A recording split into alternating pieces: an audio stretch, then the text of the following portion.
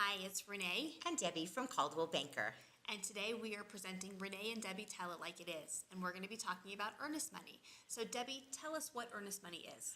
Earnest money is an amount of money that a buyer puts down on a property at the time they go under contract. So a contract in Colorado requires something called consideration. Consideration means that there has to be some economic benefit to the seller to know that the buyer really wants to buy the property, earnestly wants to buy the property. Renee, how much money is that? So really, there's no set formula for how much earnest money should be, and there is an amount that is requested in the MLS by the seller, and usually it's about 1, maybe 2% of the purchase price. It needs to be low enough that it's not going to be a barrier for a buyer writing an offer, but high enough that it's painful if a buyer were to lose it. We also see when properties tend to go up in price point, earnest money tends to be a lot higher as well.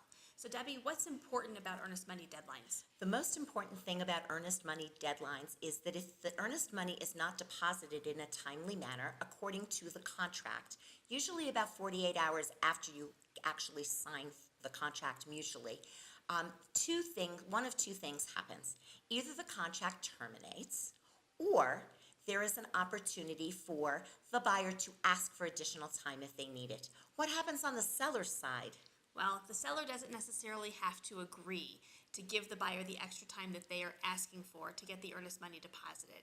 And if the seller does not agree, the contract will terminate. So that means that that house that they really want to buy, they may not get. That's right. So it's really important to pay attention to earnest money deadlines as well as other deadlines. See you next month.